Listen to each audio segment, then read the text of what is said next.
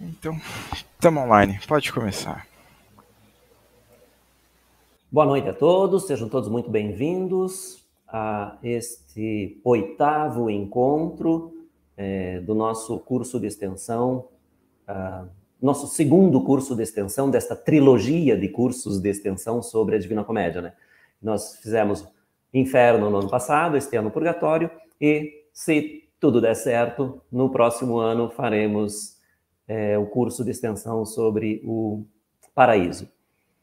Então, neste encontro, nós chegamos ao 8º canto, que é um canto que encerra a primeira fase, digamos assim, do Purgatório. São já 8 cantos, então praticamente 1/4 do Purgatório percorrido. E olhem que interessante, nós não entramos ainda no verdadeiro Purgatório, né? Estamos ainda seguindo com Virgílio e Dante pelo antipurgatório.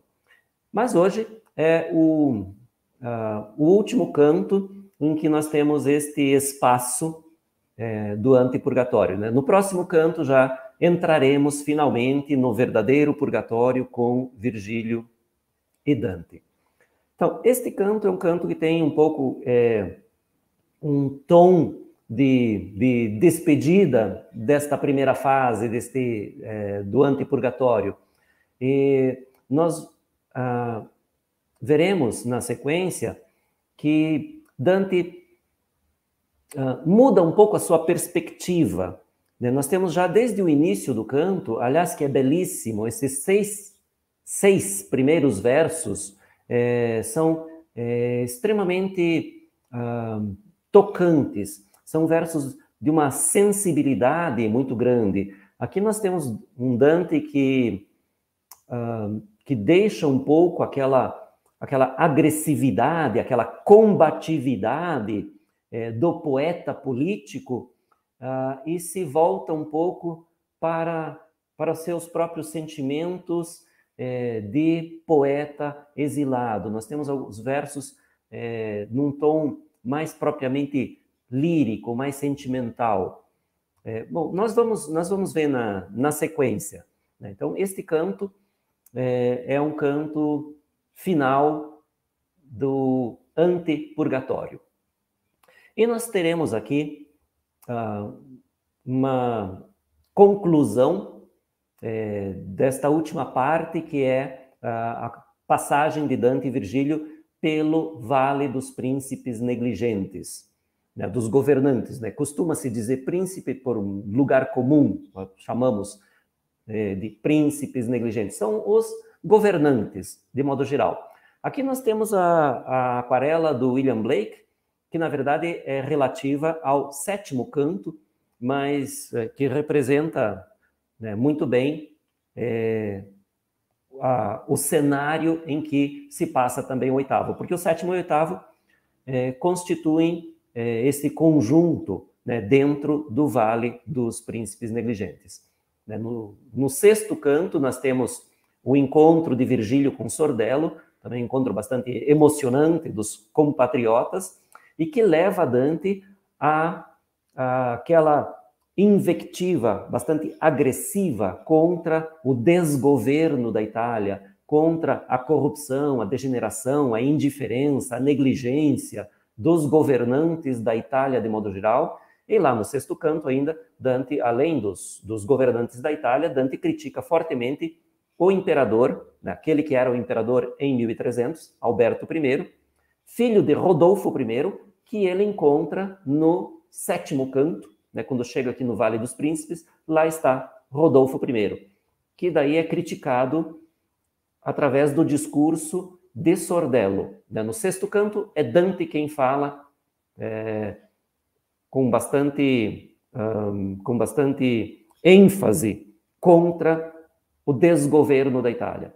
No 7º canto é Sordello quem faz uma crítica geral aos governantes da Europa. Ele cita ali, além do imperador Rodolfo I, mais uma série de reis, 8 reis, mais um marquês italiano, enfim, critica esses governantes e cita ainda vários outros que são os descendentes destes reis que estão aqui no Vale dos Príncipes Negligentes. Então nós temos o tom político muito forte do sexto canto, que tem uma certa continuidade, um pouco atenuada no sétimo, e que vai se concluir com o encontro com mais dois políticos italianos, aqui no oitavo canto. E Dante vai ter, então, esses dois encontros, essas duas conversas com dois nobres políticos, dois governantes, que já estão, de uma certa maneira, bastante distantes desta política da terra, já estão muito mais próximos em termos de importância, estão muito mais próximos já do verdadeiro purgatório do que do antipurgatório, em que a influência da terra ainda é muito grande. Na verdade, esses dois políticos, um amigo de Dante e o outro que Dante não conheceu, mas cuja família vai ser bastante importante para o futuro de Dante, Dante conversa com esses dois. Há um tom levemente político ainda nessas conversas, né? Então, são dois governantes, afinal de contas, e o simples fato de que Dante tenha conversado com eles já dá um certo ar político, mas é um ar já bastante rarefeito em relação à força do canto sexto e do canto sétimo. Então aqui nós temos esses dois encontros de Dante. Como uma espécie de contorno a esses dois encontros, nós temos talvez a parte mais interessante, mais intrigante do canto, que é uma espécie de sacra representação que Dante faz aqui. Quase uma encenação de um mistério. E mistério, como eu coloquei ali na nota, né? Um mistério no sentido em que se usava para o teatro medieval. O mistério, na Idade Média, é a representação teatral de um tema religioso. Algo que foi extremamente interessante para uma renovação da Igreja católica cristã no início do segundo milênio, porque lá em torno do século X é que começam essas breves, pequenas representações de episódios bíblicos que eram realizados nos altares, ou de qualquer maneira dentro das igrejas, mas eram episódios, cenas muito breves, esquetes teatrais muito breves, que retratavam vidas de santos, ou que retratavam preferivelmente momentos, episódios da Bíblia, especialmente episódios ligados à vida de Jesus. E em momentos muito específicos, Natal, Páscoa, Corpus Christi. Então, essas representações tinham uma função didática de transmitir de uma maneira mais lúdica, de uma maneira mais plástica, transmitir os valores da doutrina cristã católica. E esses mistérios, então, eram essas breves encenações, nasceram dessa maneira, mas fez tanto sucesso porque, primeiro, que era uma forma de entretenimento, era teatro, era declamado em versos em língua vulgar, língua local, que, portanto, todos os fiéis podiam entender, diferentemente das missas, que ainda eram em latim, e muito pouca gente entendia o latim. Então, esses mistérios fizeram um grande sucesso, de tal maneira que acabaram não cabendo mais dentro das igrejas, e saíram para fora das igrejas, depois foram para as praças, e adquiriram uma dimensão tão grande que depois eles eram encenados em palcos, vários palcos numa sequência, às vezes representações que duravam vários dias. Então, esses são os mistérios, né, ou o mistério como forma teatral medieval. E é claro que depois essa forma de representação evoluiu para o alto, por exemplo, né, na Espanha, em Portugal, na França, na Itália mesmo, né, o alto, não se deve confundir esse auto com auto de fé. Não é o auto de fé, né? O auto de fé era aquela cerimônia pública de humilhação e pedido de perdão daqueles que haviam sido condenados por heresia ou por apostasia. Isso era o auto de fé, essa cerimônia pública de pedido de perdão e humilhação.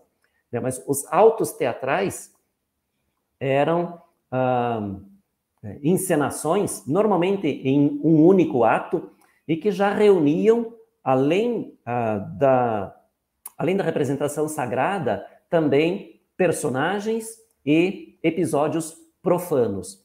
Então, nesses autos, nós temos ali já no século XII, na França, na Espanha, os primeiros autos, cujos textos permaneceram, foram conservados, e nós temos alguns desses autos do século XII.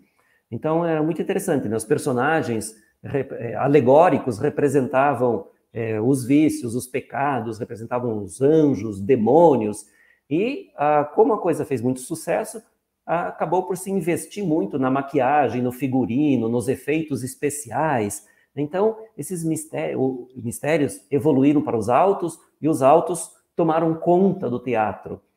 Basta pensar, né, no teatro português, por exemplo, Gil Vicente, que é considerado o pai do teatro português, né, escreveu vários autos, né, um especialíssimo que continua sendo representado até hoje com uma grande força cênica e teatral, dramatúrgica, né, e com grande sucesso ainda, né?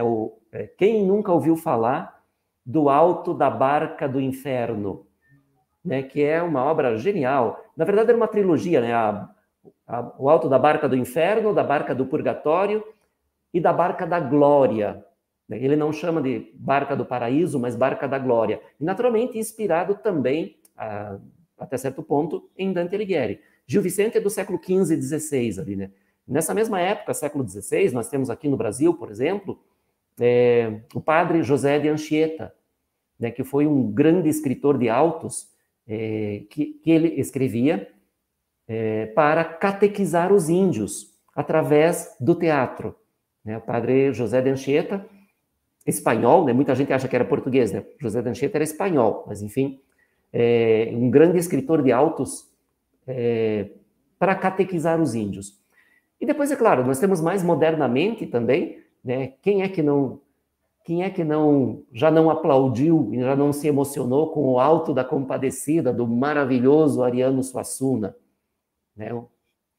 O Alto da Compadecida tem outro formato, naturalmente, mas é absolutamente inspirado nesses autos medievais. Ou outro absolutamente forte também, talvez o poema mais forte, mais interessante da língua portuguesa brasileira, que é Morte e Vida Severina, que também é um auto. Aliás, o subtítulo do poema do João Cabral de Melo Neto, Morte e Vida Severina, o subtítulo é Auto de Natal Pernambucano. Auto de Natal Pernambucano, é o subtítulo de Morte e Vida Severina. Bem, enfim, eu já desviei do meu tema, né? Dante retoma um pouco essa tradição dos mistérios e dos autos e faz esta pequena encenação aqui, esta representação que parece realmente preparada como um teatro, porque ela tem esta plateia das almas aqui no purgatório, acontece toda noite, todo começo de noite acontece essa mesma representação, e nós sabemos disso porque as almas sabem o que vai acontecer. Então elas dão a informação sobre o que vai acontecer, dando a entender que isso é algo comum, que acontece toda noite. Então nós temos aqui essa representação extremamente interessante. Nós já vamos ver como Dante organiza isso, né? E o próprio Dante faz um alerta aqui ao leitor, para que o leitor fique muito atento a esta representação, ao seu caráter alegórico. Né? Dante diz quase explicitamente que esta representação exige uma interpretação alegórica. Ele não usa a palavra alegórica, mas não precisa, é explícito. E, bom, nós vamos ver à medida em que nós formos lendo o canto, né? Esse canto, então, se divide, como eu coloquei aqui, né, para simplificar um pouco, se divide em 6 momentos principais. Este primeiro momento, que são apenas 6 versos, em que Dante manifesta toda a sua nostalgia, sua melancolia, sua saudade de casa, né? E são versos extremamente tocantes, versos de um sentimento muito forte de Dante. E nós vamos ver que Dante deixa de lado um pouco aquele tom mais agressivo, aquele tom mais combativo do poeta político e se centra nesta nostalgia, nesta saudade. Depois nós temos um segundo momento, que é a oração que fazem todas as almas para pedir proteção durante a noite. Depois desta oração, em que eles pedem proteção, a proteção vem, e são os anjos protetores que vão chegar.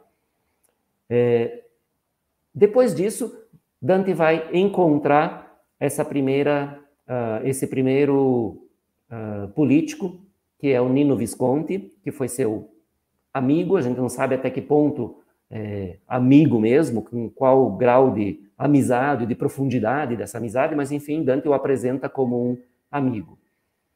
Depois dessa conversa, chega a serpente. E aí nós temos a cena principal, né, dessa sacra representação. E depois disso, depois da serpente, nós temos a conversa com o Conrado Malaspina, né, um outro nobre que Dante elogia bastante, embora não o tenha conhecido pessoalmente, vai ser acolhido pela família Malaspina. Então Dante faz um elogio muito grande a essa família. Bem, nós vamos ver aqui então, na leitura da professora Pauleta, como Dante organiza estes momentos principais aqui do canto e como ele faz uma espécie de fechamento do antepurgatório, preparando já o leitor para o verdadeiro purgatório. Então é isso. Vamos lá, Pauleta, por favor. Era già l'ora che volge il disio ai naviganti e intenerisce il core, lo dican detto ai dolci amici, addio. E che lo nuovo peregrin d'amore punge, se ode squilla di lontano, che paia il giorno pianger, che si more. Quand'io cominciai a render vano l'udire e ammirare una dell'alme surta, che l'ascoltar chiedea con mano, ella giunse e levò ambo le palme, ficcando gli occhi verso l'oriente, come dicesse a Dio, d'altro non calme. Te lucis ante, sì devotamente le uscìo di bocche con sì dolci note che fece a me uscir di mente, e l'altre poi dolcemente, devote, seguitar lei per tutto l'inno intero, avendo gli occhi alle superne rotte. Aguzza qui lettor ben gli occhi al vero, che il velo è ora ben tanto sottile, certo che il trapassar dentro è leggero. Io vidi quello esercito gentile tacito poscia riguardare in sue, quasi aspettando, pallido e umile. E vidi uscir dell'alto e scender giue 2 angeli con 2 spade affocate, tronche e private delle punte sue. Verdi come fogliette pur monate erano in veste, che da verdi penne percosse traean dietro e ventilate. L'un poco sovra noi a star si venne, e l'altro scese in l'opposita sponda, sì che la gente in mezzo si contenne. Ben discernea in lor la testa bionda, ma nella faccia l'occhio si smarria, come virtù ch'a troppo si confonda. Ambo vegnon del grembo di Maria, disse Sordello, a guardia della valle, per lo serpente che verrà vie via. Ond'io, che non sapeva per qual calle, mi volsi intorno e stretto m'accostai, tutto gelato, alle fidate spalle. E sordello anco, or avvalliamo mai tra le grandi ombre, e parleremo ad esse, grazioso fia lor vedervi assai. Solo 3 passi credo chi scendesse, e fui di sotto, e vidi un che mirava pur me, come conoscermi volesse. Tempera già che l'aere s'annerava, ma non sì che tra gli occhi suoi e miei non dichiarisse ciò che pria serrava. Ver me si fece, io ver lui mi fei, giudice ningentil quanto mi piacque quando ti vidi non esser tra i rei. Nullo bel salutar tra noi si tacque, poi dimandò: quant'è che tu venisti a piè del monte per le lontane acque? Oh, diss'io lui, per entro i luoghi tristi venni stamane, e sono in prima vita, ancor che l'altra sia andando a quisti. E come fu la mia risposta udita, sordello ed elli indietro si raccolse, come gente di subito smarrita. L'uno a Virgilio e l'altro a un si volse, che sedea lì, gridando: su, Currado, vieni a veder che Dio per grazia volse. Poi volto a me: per quel singular grado che tu dei a colui che si nasconde lo suo primo perché, che non lì è guado, quando sarai di là dalle larghe onde, di a Giovanna mia che per me chiami, là dove agli innocenti si risponde. Non credo che la sua madre più mi ami, poscia che trasmutò le bianche bende, le quai convien che, misera, ancor brami. Per lei assai di lieve si comprende quanto in femmina foco d'amor dura, se l'occhio o il tatto spesso non l'accende. Non le farà sì bella sepoltura la vipera che melanesi accampa, come avria fatto il gallo di Gallura. Così dicea, segnato della stampa nel suo aspetto, di quel dritto zelo che misuratamente in core avvampa. Gli occhi miei ghiotti andavan pur al cielo, pur là dove le stelle son più tarde, sì come rota più presso allo stelo. E il duca mio: figliuol, che lassù guarde? E io a lui: a quelle 3 facelle di che il polo di qua tutto quanto arde. Ond'egli a me: le 4 chiare stelle che vedevi staman son di là basse, e queste son salite ov'eran quelle. Com'ei parlava e sordello a sé il trasse, dicendo: vedi là il nostro avversaro, e drizzò il dito perché in là guardasse. Da quella parte onde non ha riparo la picciola vallea era una biscia, forse qual diede ad Eva il cibo amaro. Tra l'erba e fior venia la mala striscia, volgendo ad or la testa e il dosso, leccando come bestia che si liscia. Io non vidi, e però dicer non posso, come mosser gli astor celestiali, ma vidi bene, e l'uno e l'altro mosso. Sentendo fender l'aere le verdi ali, fuggì il serpente, e gli angeli dir volta, su alle poste rigolando eguali. L'ombra che s'era al giudice raccolta quando chiamò, per tutto quell'assalto punto non fu da me guardare sciolta. Se la lucerna che ti mena in alto truovi nel tuo arbitrio tanta cera quant'è mestiere infino al sommo smalto, cominciò ella, se novella vera di Val di Magra o di parte vicina sai, dillo a me, che già grande la era. Fui chiamato Currado Malaspina, non son l'antico, ma di lui discesi, ai miei portai l'amor che qui raffina. Oh, diss'io lui, per li vostri paesi giammai non fui, ma dove si dimora per tutta Europa ch'ei non sien palesi? La fama che la vostra casa onora grida i signori e grida la contrada, sì che ne sa chi non vi fu ancora. E io vi giuro, s'io di sopra vada, che vostra gente onrata non si sfregia del pregio della borsa o della spada. Uso e natura sì la privilegia, che perché il capo reo il mondo torca, sola va dritta, il mal cammin dispregia.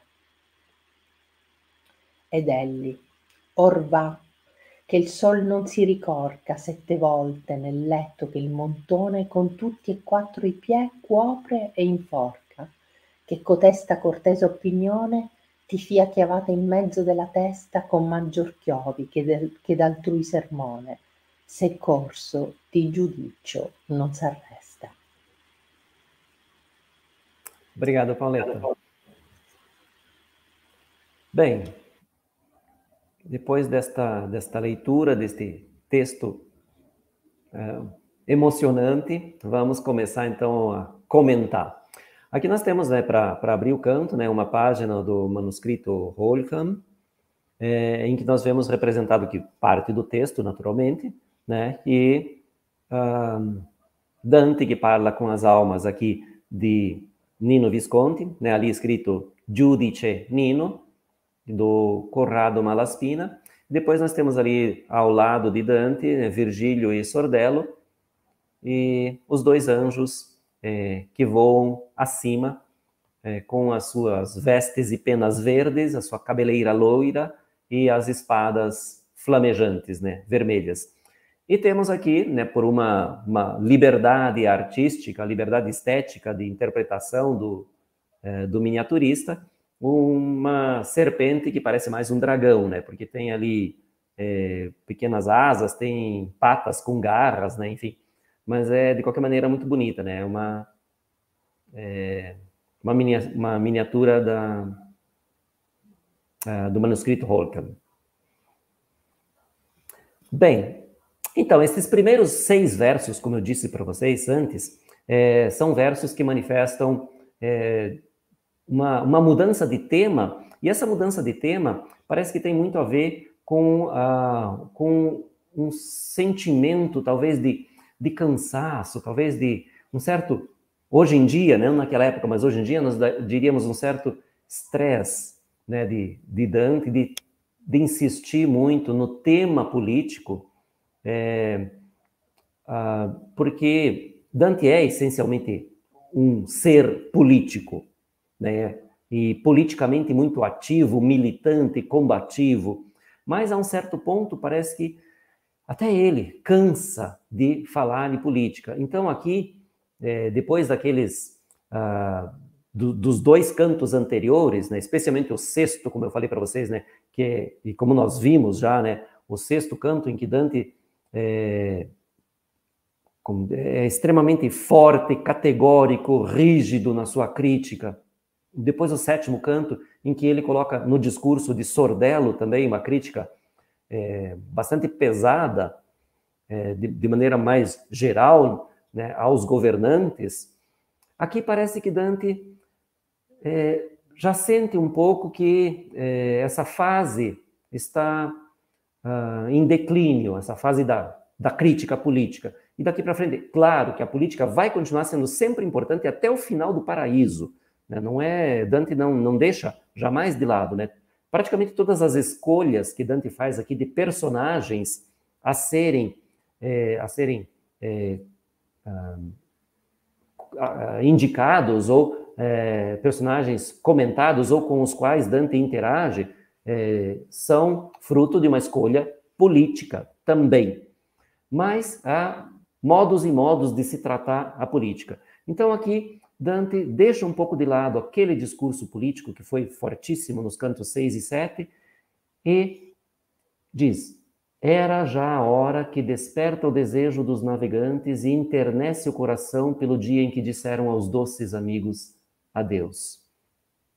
E que o novo peregrino de amor aflige, se ouve um badalar ao longe que parece chorar o dia que está morrendo.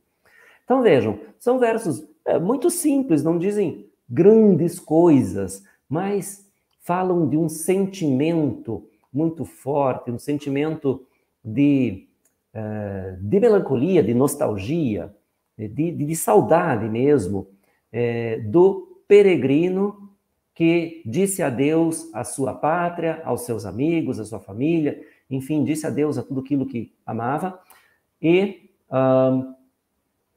especialmente nesta hora, isso parece ser uma tendência universal, né, nesse momento do anoitecer, parece que depois de já ter ou trabalhado, ou se divertido, ou passeado, ou viajado, ou, enfim, feito aquilo que se fez durante o dia, nesse momento de transição para a noite, é um momento de reflexão, um momento em que parece que a melancolia domina. Isso aparece em inúmeros textos de todas as épocas, de todos os lugares do mundo. Essa ideia um pouco de que o pôr do sol está ligado a esse momento de reflexão, de passagem, né? Concluiu-se uma dimensão iluminada do dia e vai se passar a um outro momento em que não há luz do sol e, portanto, as coisas mudam radicalmente de figura. Então, esse momento está sempre associado à melancolia. E aqui é exatamente isso, né? Está anoitecendo. Então, Dante diz, era já a hora que desperta o desejo. Ele associa diretamente isso. O desejo dos navegantes enternece o coração daqueles que disseram adeus aos amigos. E que o peregrino é aflito pelo amor, ou seja, sente saudade. É o amor que faz com que ele se aflija.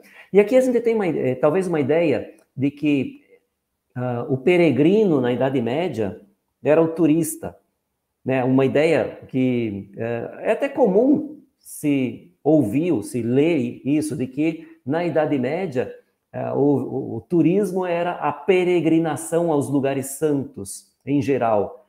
Na verdade, sim e não, porque, sim, a peregrinação era o turismo da Idade Média, mas muitos o faziam não por lazer, não por prazer, para se divertir, para conhecer lugares novos. Muitos o faziam porque sentiam uma certa obrigação de fazer essa peregrinação. Todos aqueles que podiam eram aconselhados a fazer uma peregrinação a um lugar santo. Então, muitos o faziam não com grande prazer e entusiasmo, mas sentindo como uma certa missão. E, portanto, a saudade de casa, dos amigos, a saudade do fogão, da mesa, da cama de casa, fazem a diferença. Então, esse é o sentimento que Dante transmite nesses poucos versos. E ele diz, o novo peregrino de amor aflige, se ouve um badalar ao longe que parece chorar o dia que está morrendo. Então ele associa, muito provavelmente, ao badalar dos sinos que marcavam a Ave Maria, ou se naquele tempo não era um costume ainda, mas que marcavam pelo menos o final do dia, né? Às 6 da tarde. Então, é esse sentimento que Dante exprime aqui, né? A mesma saudade de casa, a mesma melancolia que atinge os peregrinos. Com a diferença que ele, Dante, também é um peregrino, só que é um peregrino que não voltará para casa. Então, aqui está, de uma certa maneira, já indiciado o tema que vai concluir o canto, que é o tema do exílio. Claro, ele não está aqui explícito, mas ele está antecipado, indiciado aqui nesta representação. Porque Dante é um peregrino, tanto aqui no purgatório, né, nos reinos do além, inferno, purgatório e paraíso, é um peregrino que vai voltar para a Terra, mas na Terra ele é um florentino que foi exilado de Florença e que não vai voltar para sua casa. Então, esse sentimento aqui, que neste momento aqui, na abertura de canto, é jogado, manifestado como saudade, melancolia, uma pequena tristeza, no final do canto vai ser intensificado, porque o que aqui é só um indício, lá se torna um fato, o exílio, né? A profecia do exílio. Então, estes versos são extremamente fortes do meu ponto de vista. E aí entra o segundo momento do canto, que vai ser a oração, né? Ele diz, quando eu comecei a tornar vão o ouvir, ou seja, ele deixou de prestar atenção, né? O ouvido não o conduziu mais, porque vocês devem lembrar que Sordello estava comentando sobre todos aqueles reis E aí Dante, a um certo momento, perde um pouco o interesse nisso. Diz, comecei a tornar vão o ouvir. Então, deixa de prestar atenção e começa a olhar, porque uma das almas se levantou, né, ele diz, mirar uma das almas levantadas que de escutá-la pedia com a mão. Então, uma dessas almas se levanta e pede, provavelmente pede silêncio às outras e pede que todos a escutem. Ela chegou e ergueu ambas as palmas, fixando os olhos em direção ao oriente, como se dissesse a Deus, nada mais peço. Te lucis ante, tão devotamente lhe saiu da boca, com tão doces notas que me tirou da minha mente. Aqui é uma tradução aproximada, porque Dante diz, ele diz que fece me a me uscir di mente. Ele diz que fez com que eu saísse da minha mente, algo assim, no sentido de que com que eu simplesmente perdesse a noção de mim mesmo e do que estava em torno de mim. Tal a beleza desse canto. Ele fica totalmente fixado nesse canto e ele diz assim, me tirou da minha mente. Acho extremamente interessante isso, né? E depois ele diz, então, uma alma começa esse canto maravilhoso e as outras, depois, docemente e devotas, seguiram-na por todo o hino inteiro, tendo os olhos nas supernas rodas. Então, todas olhando para cima, cantam esse hino conhecido como Te lucis ante terminum. Né? Em latim, a tradução, a ti, antes do término das luzes. Esse ti, a ti, Deus. Então, a ti, Deus, antes do término das luzes. É um canto que foi composto por Santo Ambrósio, né, o famoso bispo da cidade de Milão, que foi, digamos, um grande mestre para Santo Agostinho. Santo Agostinho foi um discípulo, de uma certa maneira, de Santo Ambrósio. Santo Ambrósio, então, teve muita influência no pensamento de um dos maiores teólogos da religião cristã, que foi Santo Agostinho. Então, este hino foi composto por Santo Ambrósio e ele é recitado pelos monges, pelos frades de várias ordens religiosas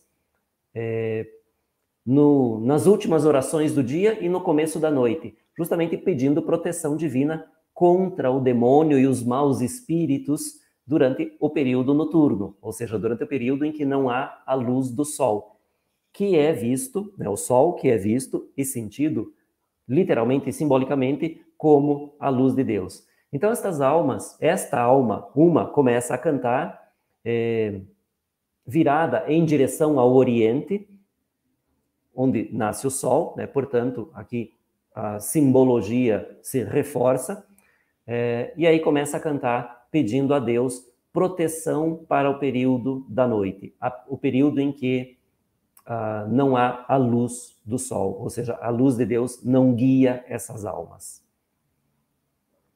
E aí Dante faz esta advertência ao leitor, né? Aguça aqui, leitor, bem os olhos à verdade, que o véu é agora já tão sutil que certamente atravessá-lo é ligeiro. Então, esta advertência é para que o leitor procure o verdadeiro significado dessa encenação que vai acontecer aqui, o verdadeiro significado desse episódio.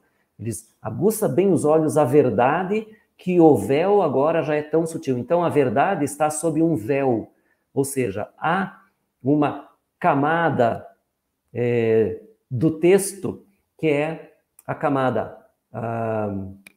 verbal, a camada que constitui o poema, que conta uma coisa, mas que deve ser ultrapassada e deve-se ver o que está por trás deste véu das palavras. Ou seja, o leitor deve prestar atenção à alegoria. Mas Dante diz também que essa alegoria é bastante ligeira, é bastante fácil. Ou seja, a interpretação alegórica não vai exigir muito esforço, muita reflexão. Então, esta cena acontece aqui toda noite e a interpretação alegórica é bastante simples. Isso é o que Dante está dizendo aqui. Bom, qual é a interpretação alegórica? Mais direta, mais simples, mais fácil, como diz, ligeira, como diz Dante. É óbvio que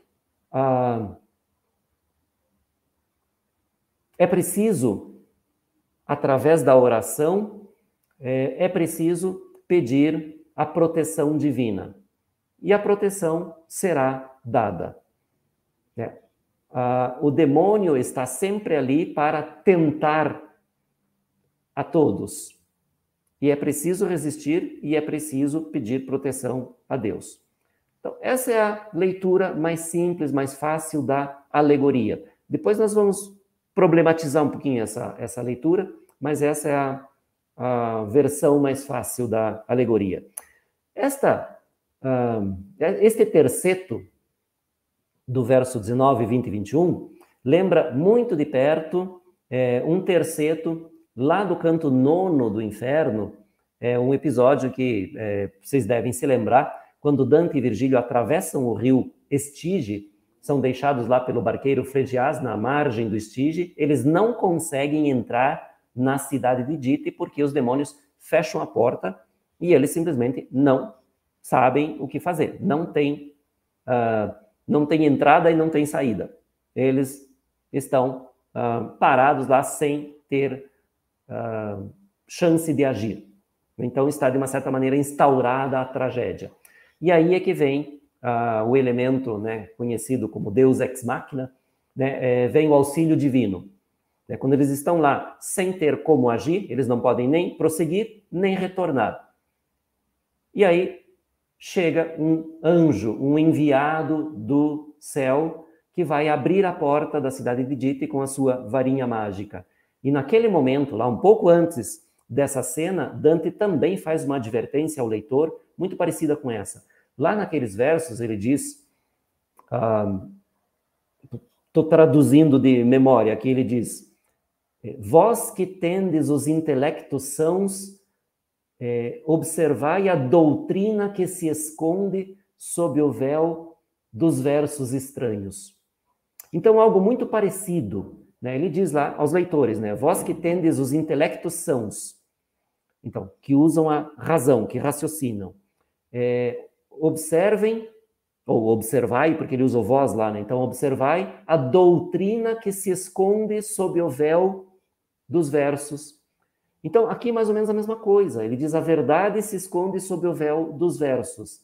Então, é uma interpretação que é, digamos assim, reforçada por aquela lá do inferno, do canto 9 do inferno, porque o que acontece lá? Dante diz ao leitor, preste atenção, porque aquilo que você vai ler, deve ser interpretado alegoricamente. O que acontece lá? Vem um anjo trazendo o auxílio divino, a proteção divina, porque lá Dante precisava entrar na cidade de Dite para percorrer o inferno todo. E lá a diferença é que eles não fazem uma oração pedindo o auxílio divino, pedindo a proteção divina. E aqui fazem. É, digamos assim, a grande diferença. Mas a cena lembra muito aquela lá da entrada na cidade de Dite. Eu vi aquele exército gentil silencioso depois olhar para cima, como esperando, pálido e humilde. E vi saírem do alto e descerem 2 anjos com 2 espadas em fogo, curtas e privadas de suas pontas. Bem, então a gente tem aqui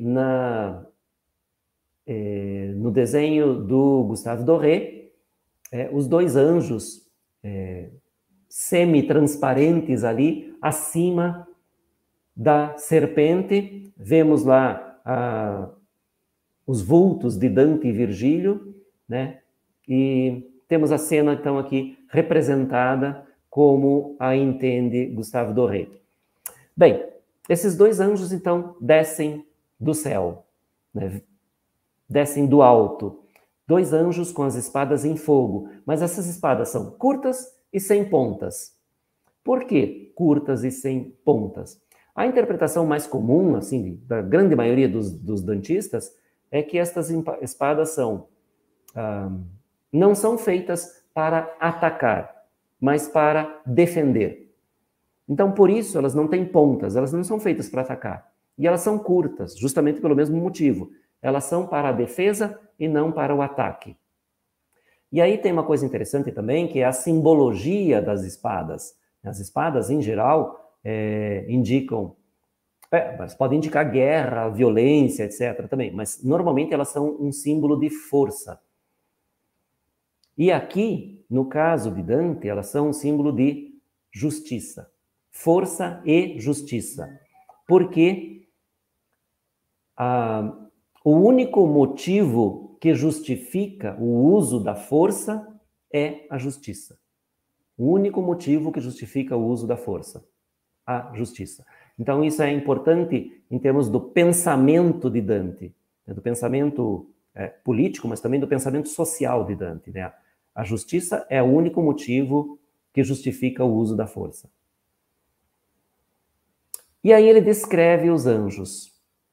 E aqui nós temos na representação deste pintor inglês, né, o Henry Arthur Payne, cujo nome, como curiosidade, o nome dele não era Henry Arthur Payne, era Henry Albert Payne. Mas como nome artístico ele trocou Albert por Arthur.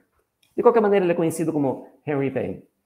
E aqui nesse quadro que ele denominou The Green Valley, a gente vê ali Dante, Virgílio e Sordello sentados ali, um anjo de cada lado e os príncipes protegidos entre esses dois anjos. E a representação que Dante faz é esta, né? Que Dante descreve. Verdes como folhas recém-nascidas eram seus vestidos, que de penas verdes batidos eram por trás e ventiladas. Um quase sobre nós a estar veio, e o outro desceu na oposta beira, de modo que a gente do meio ficou contida. Então é bem a representação aqui, né, do Henry Payne. Os anjos com as suas vestes verdes, com as asas verdes também, exceto pelas espadas que deveriam ser cor de fogo, né, como Dante as descreve pouco antes ali. É certo que aqui nós vemos ali como se houvesse uma espécie de chama em torno das espadas, mas quando Dante diz que as espadas eram de fogo, entende-se que eram avermelhadas. Para Dante a cor do fogo é sempre vermelha. Então, aqui... E isso tem... Por que eu estou insistindo nisso? Porque tem uma certa importância. Vejamos. Então, vestidos e asas verdes. Depois ele diz lá no último terceto, bem discernia neles a cabeça loira, mas na face o olho se perdia como virtude que em demasia se confunda. Então Dante vê que eles são loiros, mas não consegue ver os detalhes da face, os traços específicos, porque estes anjos são extremamente brilhantes, né? Então Dante não consegue, são iluminados, tem muita luz, então Dante não consegue olhar diretamente e ver os traços. Bem, as espadas em fogo, as vestes e as asas verdes, os cabelos loiros. Essas três cores. Segundo vários dantistas, esse colorido remete às três cores com as quais são normalmente representadas as virtudes teologais. As três virtudes teologais que vão aparecer daqui a pouquinho já. Dante vai fixar os olhos nas três estrelas aqui daqui a pouco, e essas três estrelas representam justamente as virtudes teologais. Então aqui muitos veem nas cores descritas aqui por Dante, dos anjos, uma antecipação da fé, da esperança e da caridade, né? Então, que tem normalmente estas cores nas representações, né? O verde, esperança, ou melhor, a esperança verde, a fé branca e a caridade vermelha. Ambos vêm do seio de Maria, disse Sordello, como guardas do vale pela serpente que virá daqui a pouco. Então Sordello aqui já dá um pequeno spoiler, né, dizendo o que vai acontecer. Primeiro ele diz, bem, ambos vêm do seio de Maria, vêm do céu empíreo, que é a sede de Deus, que é onde está Maria, onde estão todas as almas em torno de Deus. No céu empíreo, que está em torno de todos os outros e que não é um céu espacial, mas é simplesmente a emanação do pensamento divino. Então, esses anjos vêm do seio de Maria, do Empírio. Mas provavelmente o que Dante tem em mente aqui é esse lugar comum, né, de que Maria é aquela que socorre os necessitados, né? Maria, mãe de misericórdia. Então, esta é a ideia principal aqui, né? E aí Sordello dá esse spoiler, né, dizendo que a serpente virá daqui a pouco. Por quê que ele diz isso? Para que nós saibamos que esse é um ritual que se repete. E aparentemente se repete toda noite. É claro que isso nós não podemos saber, porque aqui não é dito explicitamente, mas a conclusão lógica é que isso se repete porque eles sabem exatamente o que vai acontecer. Então, daqui a pouco virá uma serpente. E, obviamente, da serpente não precisa nem comentar muito, não precisa alongar o discurso, porque todos sabem que a serpente representa o mal, representa o demônio, né? Foi a serpente que tentou Eva, então era o demônio em forma de serpente, enfim, tudo isso. Né? A serpente é a representação mais forte do mal, do demônio. E é a serpente que virá daqui a pouco. E aí Dante, naturalmente, né, com a sua pouca coragem, quando ele ouve isso, fica gelado de medo e chega mais perto de Virgílio. Né? Ele diz aqui, pelo que eu, que não sabia por qual caminho, me voltei em torno e bem perto me acheguei, todo gelado, aos confiáveis ombros. Então, mais uma vez, Dante demonstra que não é exatamente o mais corajoso dos poetas. E Sordello ainda. Ora desçamos ao vale entre as grandes sombras e falaremos com elas. Graça será para elas ver-vos. Sordello, então, convida os poetas, já que está anoitecendo e que eles vão precisar da proteção dos anjos também. Na verdade, as almas não são mais sujeitas à tentação, mas Dante ainda. Então, Dante tem motivo para ter medo da serpente. Mas Sordello, com muita tranquilidade, né, só convida Dante e Virgílio a descer entre as grandes almas, dizendo que estas almas terão prazer em encontrá-los. Somente 3 passos creio ter descido que cheguei embaixo, e vi um que mirava a mim como me reconhecer quisesse. Ora já era em que o ar escurecia. Vejam que ele retoma de uma maneira muito parecida o início do canto, quando ele diz que já era a hora em que, muito parecida a forma, ora já era em que o ar escurecia, mas não tanto que entre os olhos seus e meus não clareasse o que antes se escondia.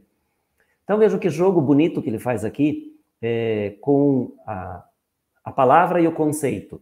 Ele diz, já escurecia, mas não tanto que entre os nossos olhos não clareasse o que antes se escondia.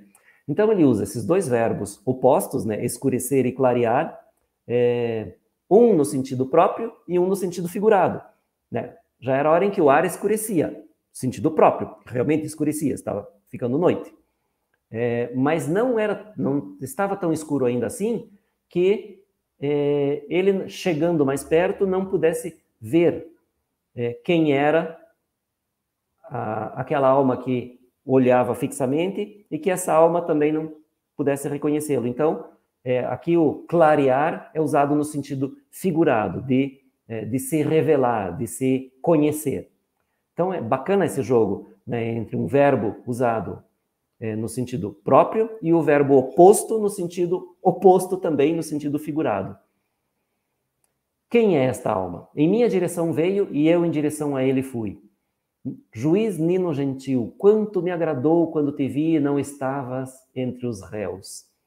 Bem, então nós já vamos ver quem é este Nino de que ele fala, mas o interessante é que mesmo sem saber quem vejam que havia motivos para crer que este juiz Nino estivesse no inferno. Porque vejam que é uma exclamação de Dante. Quanto me agradou quando te vi e não estavas entre os réus. Como é a declaração de Dante dizendo, eu tinha certeza de que você estava entre os danados do inferno. Né? Foi grande a minha alegria e a minha surpresa de ver que você está aqui e não lá no inferno. Então, claro, este Nino Visconti não é, digamos assim, uma alma tão caridosa, não é tão bonzinho e tão certinho. Claro que ser bonzinho não é o critério de Dante para salvar ou para condenar as almas. Dante sempre tem o seu critério moral, religioso, tem o seu critério ético, civil, e tem o seu critério político próprio mesmo, né, da sua convicção política. Então, Dante junta várias coisas na hora de condenar ou absolver os seus personagens. Bem, então, esta primeira alma que Dante encontra aqui, com a qual ele vai conversar, é Nino Visconti, que é neto do grande personagem do Conde Ugolino, que obviamente esse todo mundo lembra, né, personagem lá do canto 33 do Inferno. O Conde Ugolino é aquele que está mastigando a nuca, o cérebro do arcebispo Ruggeri, né, um dos cantos mais fortes, mais grotescamente fortes, mais impactantes, mais famosos do Inferno, né, o canto 33, que é o Conde Ugolino. Nino Visconti é neto do Conde Ugolino. Aliás, Nino é o apelido, né, uma redução de Ugolino. Né? Este aqui também se chama Ugolino, só que aquele lá do Inferno, né, o Conde Ugolino, era o Ugolino della Gherardesca. E este aqui, Nino Visconti, Ugolino Visconti, que também foi um personagem bastante importante na vida política de toda a região da Toscana e da Sardenha, na segunda metade do século XIII, né? Então, um político guelfo, ele foi co-regente de Pisa, então, ou seja, eles dividiram o governo de Pisa, ele e o seu avô Ugolino, no ano de 1285 até 1287, 88, ali por 3 anos mais ou menos. Mas depois, por desentendimentos com seu avô, ele acabou sendo banido de Pisa, sendo expulso de Pisa, e mais tarde, em 1289, comandou inclusive uma expedição militar contra a cidade de Pisa, expedição da qual participou Dante, o famoso cerco de Caprona, né? E teve a batalha de Caprona, né? Mas é mais conhecido como cerco de Caprona. Então, nessa batalha, Dante participou como parte da união das cidades guelfas, né, da Liga Guelfa da Toscana. O Nino Visconti comandou, e nesse cerco ele recuperou o castelo de Caprona. Então, Nino Visconti e Dante se conheceram, e aqui Dante o trata como um amigo. Então, nós podemos deduzir que eles se conheciam bastante bem. Bem, esse político, Nino Visconti, acabou sendo, então, depois expulso de Pisa, por uma segunda vez, foi expulso de Pisa, porque ele conseguiu voltar, mas depois foi expulso de novo, em 1293, e aí foi para os seus domínios na Sardenha, no norte da Sardenha, é uma região que é conhecida ali justamente como Galura, e foi lá que ele morreu em 1296. Então nós temos aqui essa manifestação de amizade de Dante por este grande personagem da política toscana e sarda no final do século XIII. Nino Visconti. E aqui nós temos na miniatura da Nova Crônica do Giovanni Villani. A crônica era a história não de ficção, né? A história verdadeira, contada naturalmente do ponto de vista, às vezes, um pouco parcial demais, politicamente influenciado, né, dos historiadores, dos cronistas. Mas, de qualquer maneira, o Giovanni Villani é um dos grandes cronistas dessa época, né? Ele tem essa coleção de livros, né, chamada A Nova Crônica, e esta miniatura é retirada justamente da edição de 1348 da Nova Crônica do Giovanni Villani, e que representa a fuga de Nino Visconti de Pisa. em 1288. Muito bem, então aqui Dante encontra esse seu amigo, e aqui a gente vê mais uma miniatura, né? Essa aqui é um detalhe, né, do manuscrito Holcomb, em que nós temos ali Dante e Nino Visconti, né, ali identificado na miniatura como Giudice Nino di Gallura, né, o Giudicato di Gallura na parte norte lá da Sardenha. Bom, Dante continua, então, nenhuma bela saudação entre nós se calou, ou seja, os cumprimentos foram bastante efusivos e calorosos, né, manifestando a amizade entre os dois. Depois perguntou, quanto faz que tu vieste ao pé do monte pelas distantes águas? Bem, vejam que aqui a gente tem uma certa incongruência, né, para criticarmos um pouquinho Dante, para não ficarmos só sempre no elogio a Dante, vamos criticar um pouco. Vejam que aqui, quando Dante diz, nenhuma bela saudação entre nós se calou, claro, ele usa o verbo calou, mas a gente pode entender que nessa saudação entre amigos, houve um abraço, porque Dante abraça, ou tenta abraçar, todos aqueles que são seus amigos, como nós vimos lá no começo do Purgatório, quando ele tenta abraçar o seu amigo músico Casella. Lembram dessa cena, né? 3 vezes ele tenta abraçar o Casella, as 3 vezes o abraço retorna ao próprio peito, porque ele atravessa simplesmente o corpo de ar dessa alma. E aqui, o óbvio seria deduzir que Dante e Nino Visconti também se abraçam, sendo amigos, deveriam se abraçar. Mas isso não acontece. E aí, isso não acontece. Não sei se eles se abraçam ou não, né? Isso Dante não diz, e se ele não diz, o texto é esse e acabou. Mas o fato é que o Nino Visconti não percebeu que Dante está vivo. Então pergunta, há quanto tempo você morreu? Quanto tempo faz que tu vieste ao monte pelas distantes águas? Ou seja, através do percurso percorrido pela barca do anjo que traz as almas todas à praia do purgatório. E aí Dante vai responder, disse-lhe eu, por dentro dos lugares tristes vim hoje de manhã, e estou na primeira vida, ainda que a outra, assim indo, conquiste. E quando foi a minha resposta ouvida, Sordello e ele para trás recuaram como gente de repente perdida. Então vejam que o Nino Visconti se surpreende enormemente pelo fato de que Dante esteja vivo.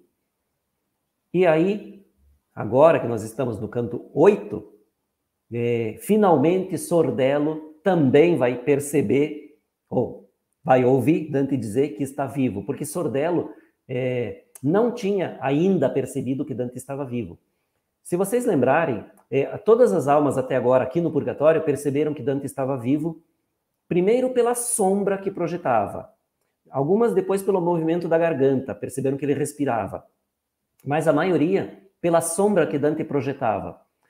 E quando Dante e Virgílio encontram Sordello, já há sombra da montanha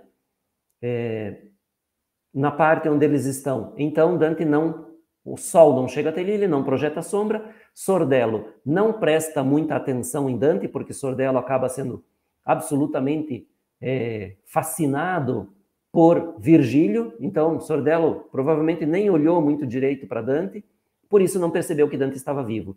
E agora, quando Dante diz isso, Nino Visconti tem essa reação imediata de dar um passo para trás, né? Recua. E o Sordello também, porque também não tinha percebido já há algum tempo que ele está com Dante e Virgílio, e não tinha percebido que Dante estava vivo. Então, os dois têm uma surpresa enorme.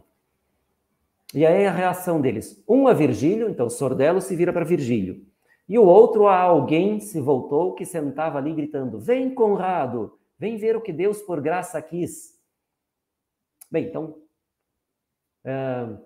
Nino Visconti chama Conrado, que nós já sabemos, né, Conrado Malaspina, para testemunhar isso que aparentemente é um milagre, o fato de que há um vivo atravessando o purgatório, passando pelo purgatório. Depois, então, primeiro, o Nino Visconti olha para o lado e chama esse Conrado. Depois, voltando-se novamente para Dante, diz: por aquela singular graça que tu deves àquele que esconde o seu primeiro porquê, ou seja, pelo agradecimento que você deve a Deus, cujos porquês, cujos motivos primeiros ninguém entende, só ele mesmo, né? Diz o seu primeiro porquê, ao qual não se chega. Os humanos não têm possibilidade de entender os motivos de Deus. Então é isso que diz. Mas ele diz: por aquela singular graça que tu deves àquele que esconde seu primeiro porquê, ao qual não se chega, quando estará para lá das largas ondas, diz a Giovanna minha que por mim chame lá onde aos inocentes se responde. Então o Nino Visconti imediatamente entende que Dante deve retornar à Terra, visto que ele está vivo, e para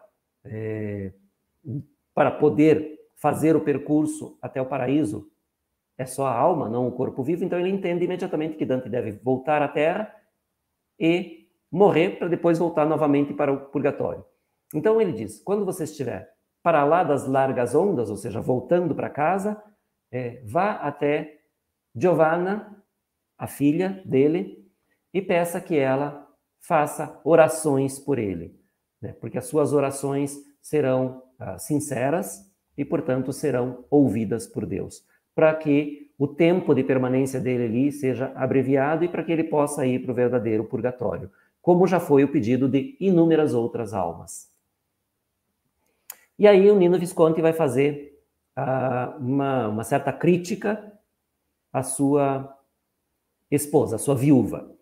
Ele diz: não creio que sua mãe ainda me ame depois que trocou os brancos véus, os quais convém que, coitada, ainda lamente. Bem, então a crítica é a sua viúva, que não manteve a fidelidade ao marido morto.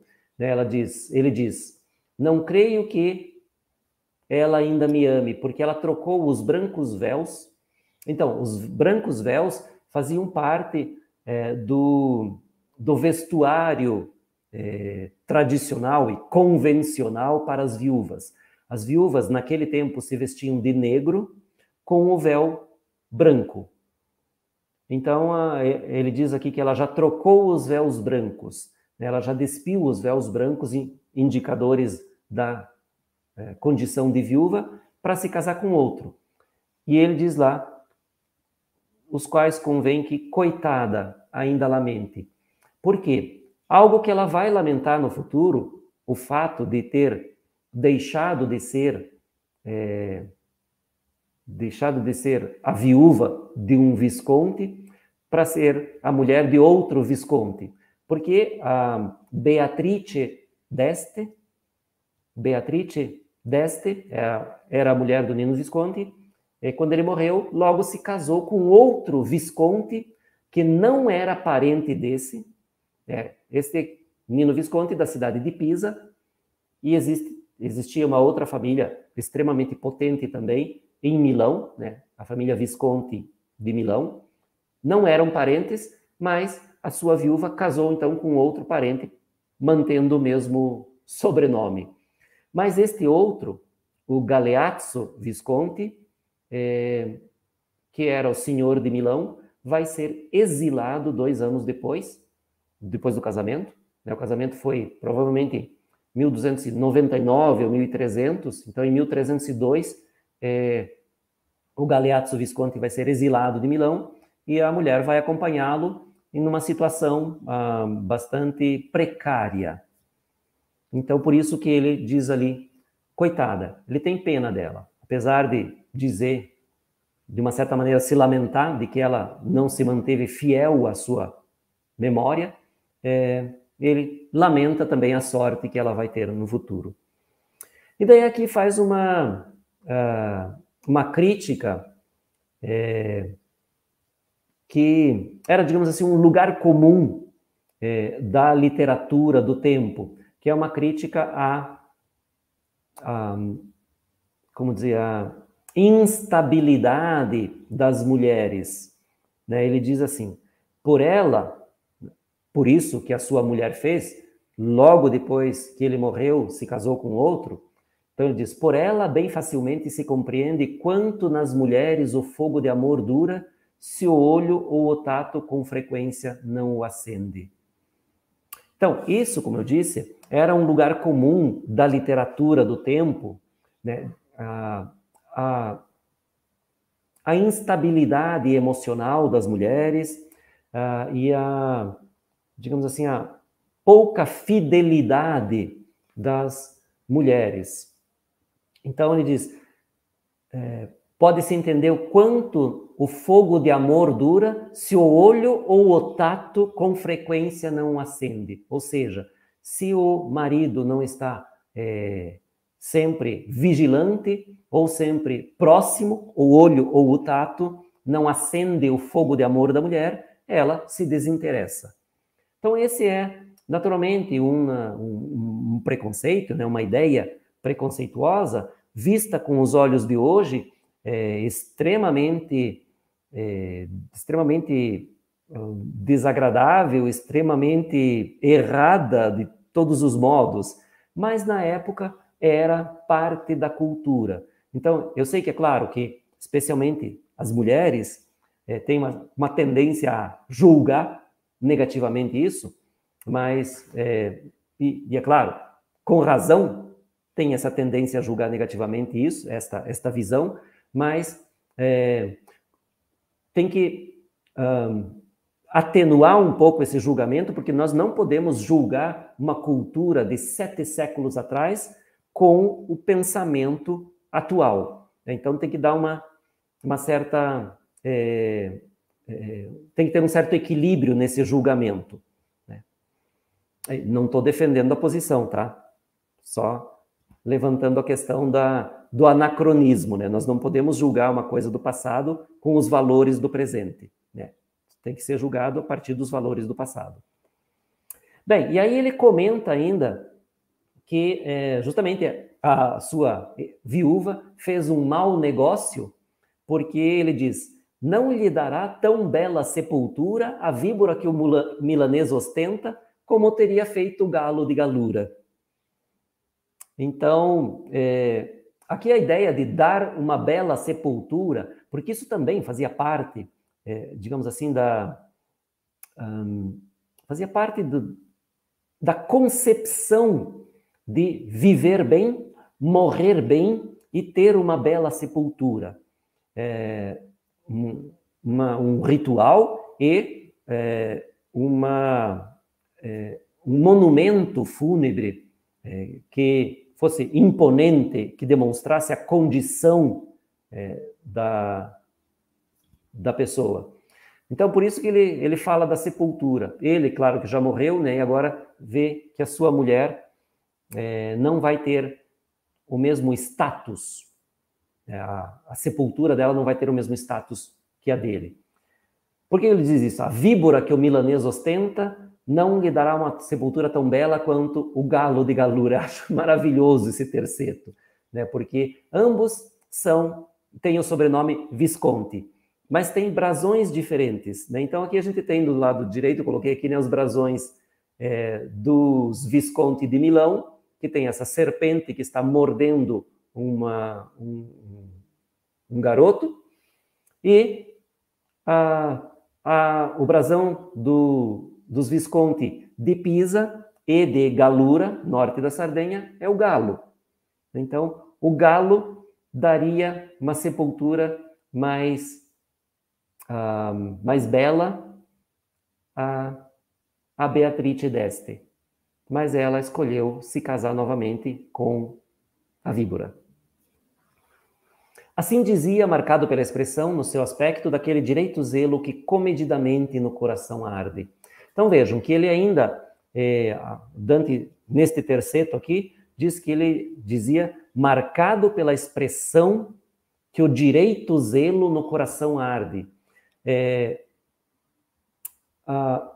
Ou seja, ele fala isso com muito sentimento ainda, mas parece que esse sentimento expresso no discurso do Nino Visconti se mantém muito dentro das margens desse sentimento individual e familiar, e não político, né? Não, sem uma ideologia política. Porque, embora estes personagens aqui do antipurgatório ainda estejam muito ligados à Terra, como eu disse bem no começo do nosso encontro aqui, para encerrar esta fase do antipurgatório, Dante escolhe esses personagens que já estão um pouco mais longe desta questão política.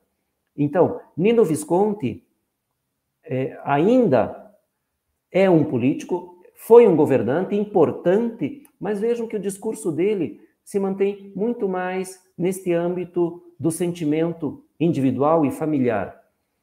Claro que há um aceno aqui que, como eu coloquei ali ao lado, pode ser entendido de uma certa maneira como uma dimensão política, uma crítica política, no sentido de que ele, que era um grande líder guelfo, foi trocado depois, trocado não, enfim, ele morreu e a sua viúva casou com um grande líder gibelino e fez um péssimo negócio. Então, talvez isso possa ser interpretado também politicamente, mas digamos assim, um aceno, é algo que está muito escondido nas entrelinhas aqui. O discurso dele não é mais um discurso fortemente político, como havia sido o de Dante no canto sexto, o de Sordello no canto sétimo. Aqui o discurso já não é mais político. Tem esse toque, esse ar rarefeito de política aqui, mas é muito mais centrado, digamos assim, nessa ligação com a Terra, muito mais centrado na memória e no sentimento, e não na ideologia.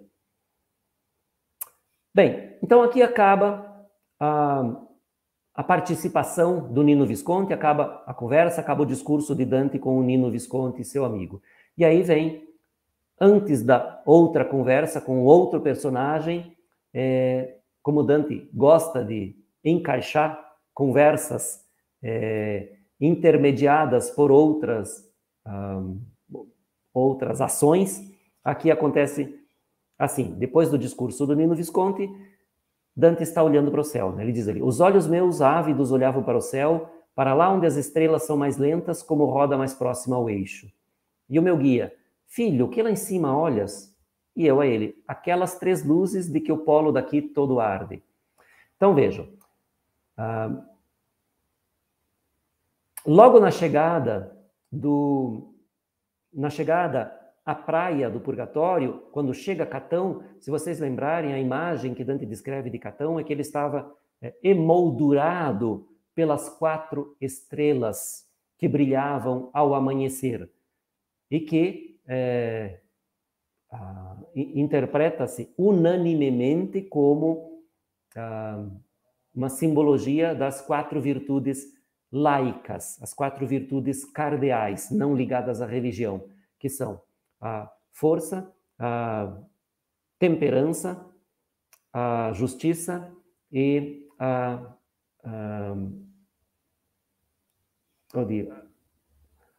prudência. Enfim, as 4 virtudes cardeais: força, justiça, temperança e prudência. Então, aquelas 4 virtudes eram representadas pelas estrelas ao amanhecer. E aqui, ao anoitecer, Dante está olhando para estas 3 luzes, que simbolizam as 3 virtudes teologais, justamente, fé, esperança e caridade, que de uma certa maneira, né, nós já conversamos sobre aquela espécie de antecipação indiciada pelas cores dos anjos. E aí Virgílio diz então, as 4 claras estrelas que vias hoje de manhã estão já baixas lá, e estas subiram onde estavam aquelas. Então, aqui é óbvio, né, a referência de Virgílio, aquelas 4 estrelas do amanhecer já estão lá baixas e foram substituídas pelas 3, indica uma alternância cíclica, né? Quer dizer que os seres humanos devem devem seguir ciclicamente as 7 virtudes, as 4 cardeais e as 3 teologais. Então, muitos interpretam aqui justamente dessa maneira. Deve-se seguir e praticar todas as virtudes. E alguns veem especificamente, aqui nesse alternar-se das virtudes, a necessidade de se alternar a vida ativa à vida contemplativa. Essa já é uma interpretação um pouco mais profunda, digamos assim, que exige um pouco mais de reflexão, né? A mais imediata é simplesmente essa, que deve haver uma alternância, mas que todos devem seguir todas as 7 virtudes. Enquanto ele falava, o Sordello a si o puxou, dizendo: vê lá o nosso adversário, e apontou o dedo para que lá olhasse. Daquele lado, onde não tem barreira o pequeno vale, vinha uma cobra, talvez como a que deu a Eva a comida amarga. Então vem a cobra. Sordello indica, provavelmente sabia já de onde vinha, e com muita tranquilidade, sem nenhum medo aparente, sem nenhum susto, isso é mais uma prova de que este é um ritual, é uma representação, e representação no sentido teatral mesmo da coisa, porque se acontece toda noite e se repete, e eles estão acostumados ali, e ficam como plateia assistindo essa representação que se dá entre os anjos e a serpente. Então, isso é uma representação que tem uma simbologia que não se esgota. A gente já vai comentar isso, né? É uma simbologia que não se esgota. Então aparece a serpente, a cobra, né? Vinha uma cobra, talvez como a que deu a Eva a comida amarga. Então aqui Dante quer jogar com essa frase, como a que deu a Eva a comida amarga, associando imediatamente essa serpente a 2 coisas, ao demônio e à tentação. Obviamente, né? Ao demônio e à tentação. Porque ele não sabe se essa cobra é exatamente como aquela. Ele diz isso para insinuar na mente do leitor que esta cobra é parecida com aquela. Mas aí ele tempera com um talvez. Talvez, como a que deu a Eva a comida amarga. Mas, uma vez insinuado, já está na mente do leitor, e aqui a associação à tentação e a tentação pelo demônio é imediata. Vamos ver o que acontece então, né? Em meio a grama e flores vinha a mar rastejante, voltando toda hora a cabeça e o dorso lambendo como animal que se limpa. Eu não vi, e por isso dizer não posso, como se moveram os Açores celestiais. Açores são aves de rapina, né? Semelhantes ao falcão, ao gavião, né? Então, ele chama aqui os anjos de Açores celestiais. Mas vi bem um e outro já em movimento. Então aqui ele diz, ele não sabe, ele não viu como esses anjos se moveram, como eles começaram a se mover. Quando ele viu, eles já estavam em movimento.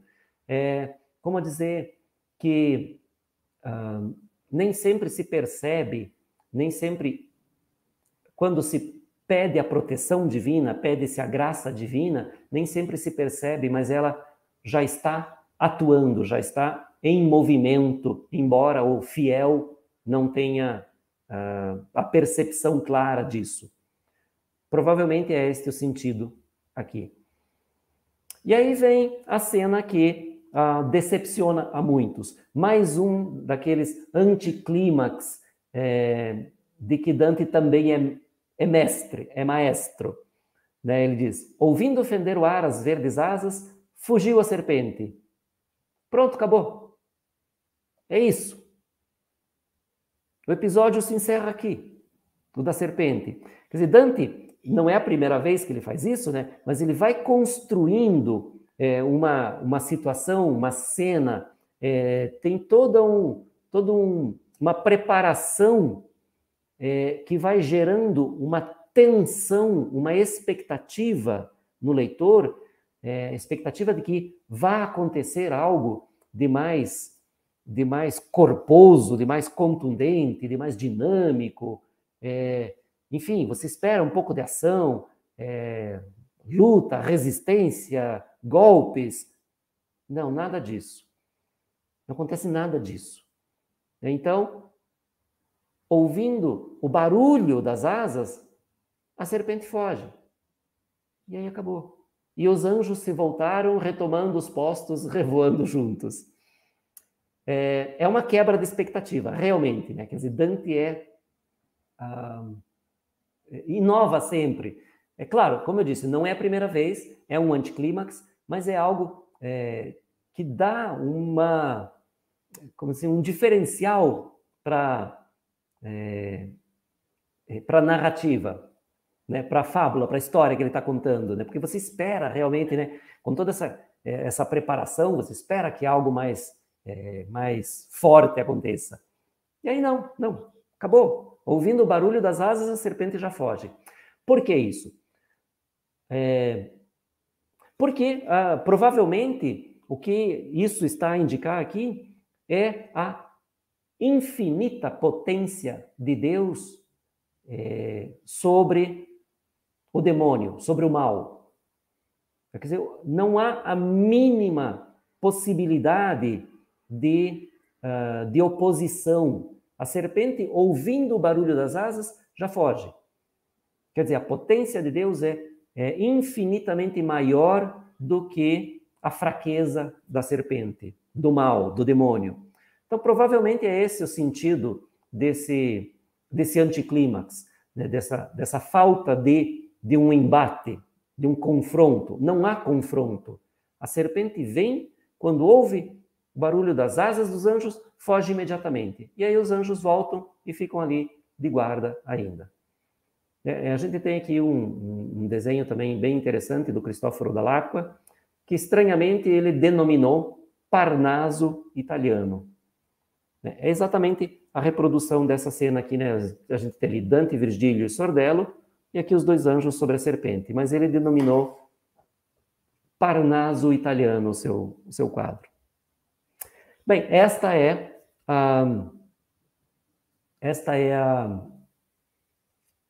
a cena, o episódio da serpente e dos anjos. O que a gente pode retirar desse episódio todo? Bem, há várias interpretações e pouca concordância, mas algumas concordâncias existem.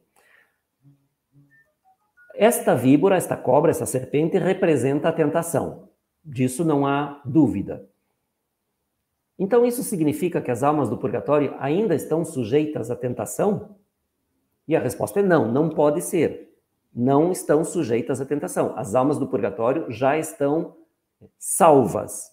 Elas só têm que fazer, do purgatório e do antipurgatório inclusive, né? Elas só têm que, aqui no antipurgatório, esperar o tempo necessário para poder entrar no verdadeiro purgatório, e entrando no verdadeiro purgatório, elas têm que fazer o percurso de purificação até chegar no paraíso terrestre. Lá fazem os rituais lustrais e daí vão para o paraíso. Então, estas almas não estão mais sujeitas à tentação. Inclusive, os soberbos vão dizer isso.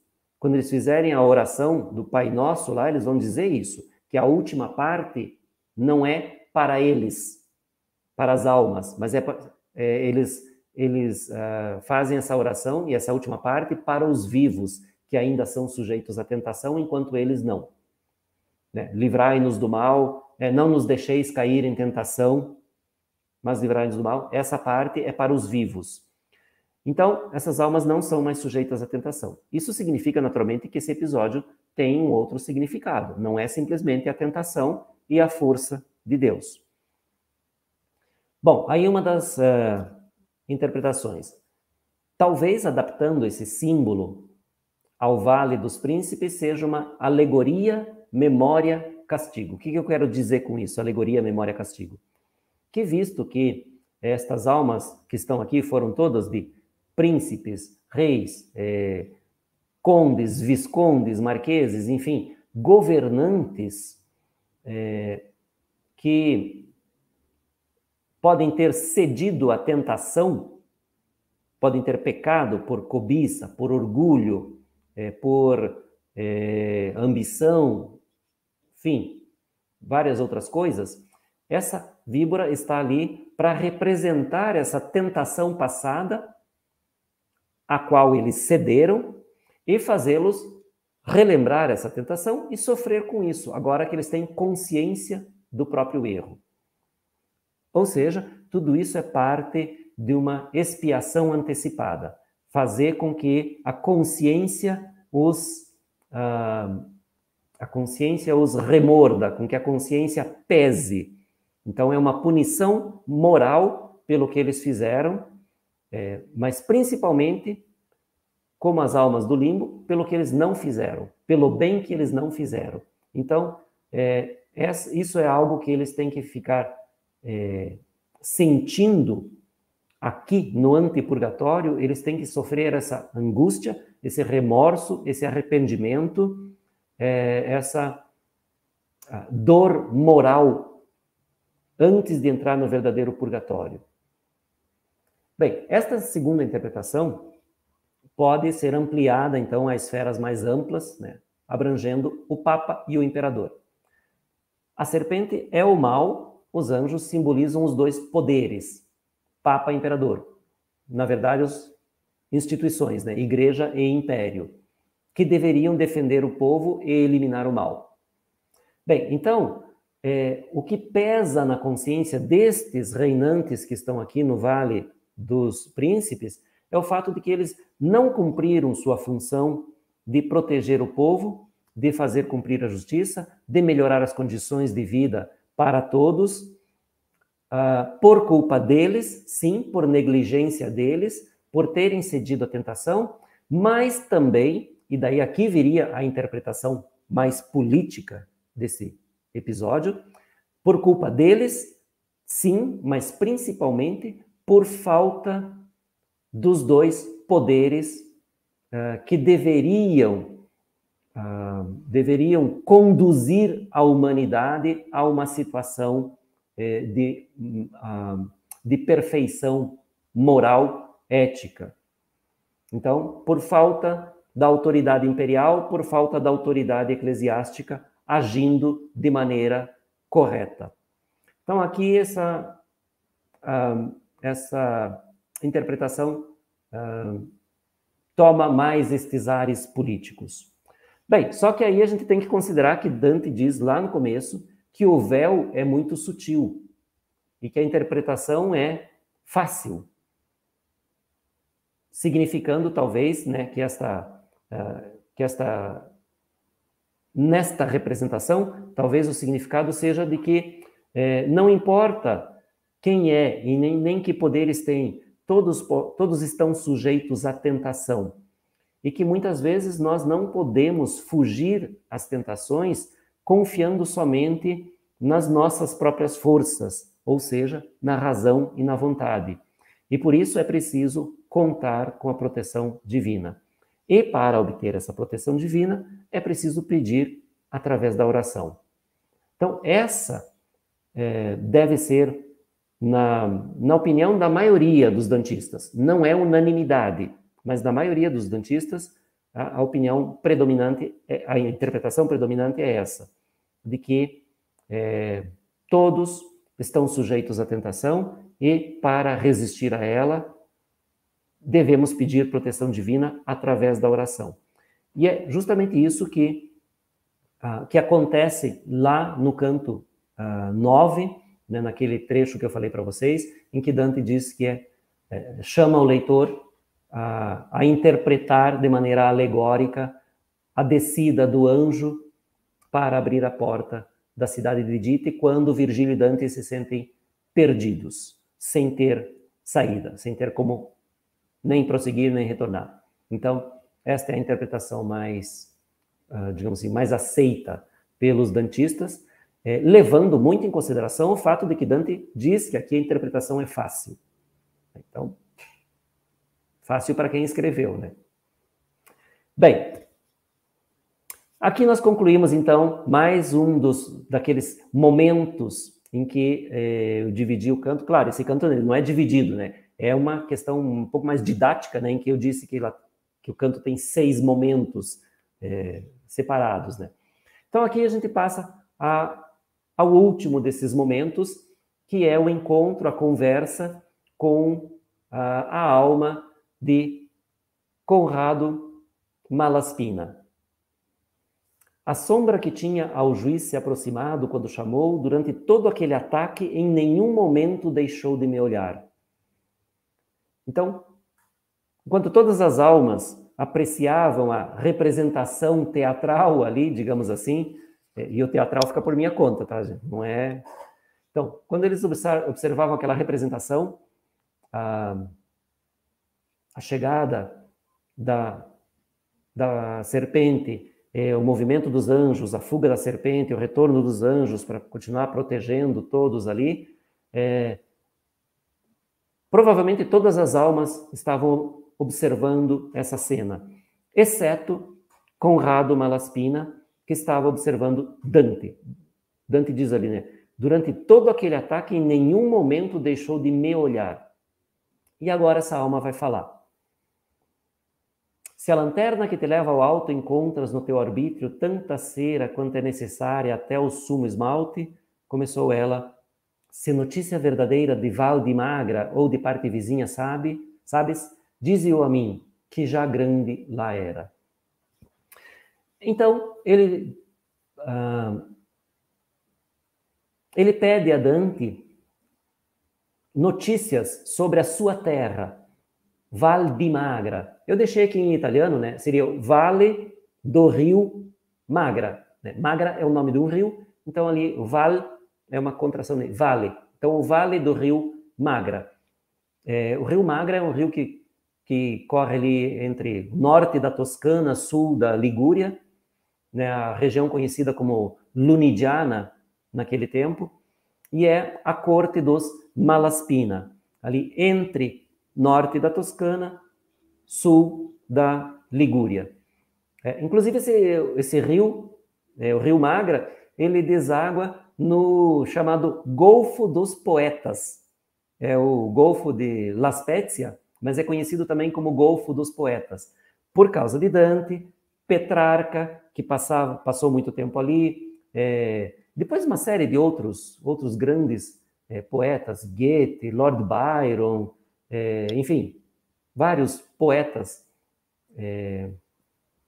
ou moraram ou passaram algum tempo ali, então esse golfo é conhecido como Golfo dos Poetas. Bem, ali onde deságua o Rio Magra. E é justamente dali que o Conrado Malaspina vai pedir notícias de Dante, dizendo que se ele tem notícias verdadeiras de Vale de Magra, quer dizer, fake news não, né? Notícias verdadeiras do Vale do Rio Magra, ou de parte vizinha, dali perto, que todas essas terras ou pertenciam aos Malaspina, ou sofriam sua influência. Por isso que ele quer saber das terras vizinhas também, né? E ele diz que já grande lá era. E esse grande dá para entender de duas maneiras. Dá para entender que ele já era adulto, e realmente era adulto, né? Ele morreu adulto, então ele já era adulto lá, ou já era grande, porque famoso, poderoso, respeitado, como efetivamente era. Bom, a gente tem aqui um quadro do Bernardino Polinari, que é Dante na corte dos Malaspina. É uma família que Dante aprecia muito. Ele elogia, não só aqui, mas algumas outras vezes também, várias vezes ao longo da comédia e depois no convívio, enfim, várias vezes Dante elogia esta família. E agora, então, o Conrado Malaspina se apresenta. Fui chamado Conrado Malaspina, não sou o antigo, mas dele descendo. Aos meus devotei o amor que aqui se refina. Bem, então vejam.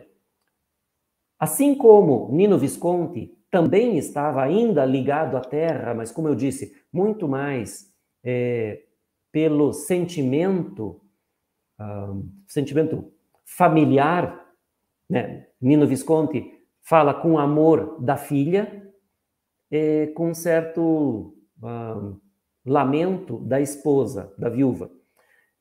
E aqui o Conrado Malaspina também, embora tenha sido um senhor poderoso, político, ele quer saber notícias de lá, mas ele fala mais da família. Ele diz, não sou o antigo, mas dele descendo, porque o avô dele também tinha o mesmo nome, Conrado Malaspina. Então ele diz, não sou o antigo, mas descendo dele.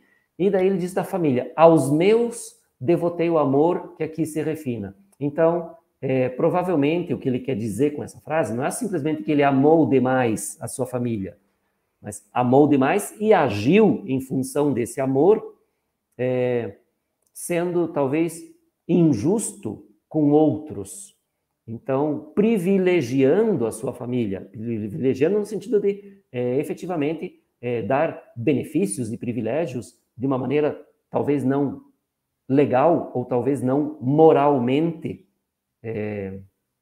correta. Por isso, aqui ele está, aqui ele vai se purificar dos seus erros, dos seus pecados. E, naturalmente, também pelo fato de que ele se arrependeu tardiamente, como todos os outros aqui. E aí Dante, então, descobrindo quem ele é, Dante diz, admirado, né? Oh, disse eu a ele, pelas vossas terras eu nunca estive, mas onde se pode morar por toda a Europa que elas não sejam conhecidas? Então, Dante diz, pelas vossas terras nunca estive. Claro, na ficção poética, aqui na fábula da comédia, nós estamos em 1300. Em 1300, Dante diz, afirma, né, nunca ter estado ainda ali na região da Lunigiana, da terra dos Malaspina. Mas, naturalmente, quando ele está escrevendo este canto oitavo do Purgatório, ele já foi hóspede da família Malaspina. Né? Ele vai ser hóspede da família Malaspina em 1306, talvez até 1308, não se sabe direito, né, a cronologia da vida de Dante, então não se tem notícias exatas. Mas pelo menos no ano de 1306, com certeza, ele foi hóspede da família Malaspina, dos descendentes, né? Porque o Conrado Malaspina já estava morto. Né? Então, ele não conheceu o próprio Conrado, mas foi hóspede dos outros. E aí Dante faz esse grande elogio, né? Dizendo, onde se pode morar por toda a Europa que as terras dos Malaspina não sejam conhecidas. Quando ele diz aqui as terras, naturalmente ele quer dizer todo o conjunto, né? As terras, a família, a riqueza, a dignidade, a honra, enfim, tudo, né, de bom dessa família é conhecido. A fama que vossa casa honra, anunciam os senhores e anuncia a região, tanto que dela sabe quem ainda nunca lá esteve. Bem, vejam, é um elogio que na boca de Dante vale muito, porque cá entre nós, Dante era, como se diz em italiano, una linguaccia, né? Era uma língua afiada. Né? Dante, 99% do tempo, Dante critica. Então, quando elogia, e um elogio tão forte como esse, realmente nós podemos ver que Dante tinha muito respeito, muita admiração, talvez muito afeto por essa família. Então, a fama que vossa casa honra, anunciam os senhores, anuncia a região, tanto que dela sabe quem ainda nunca lá esteve. Provavelmente esse é, claro, um agradecimento muito sincero de Dante pela acolhida que teve lá.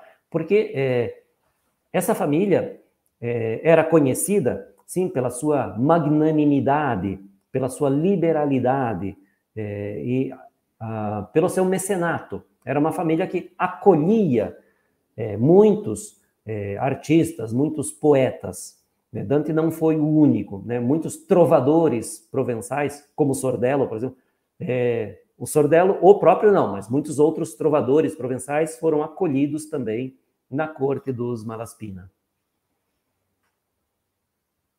E aí continua Dante, né? Eu vos juro que eu acima vá, que vossa gente honrada não decai do prestígio da bolsa e da espada.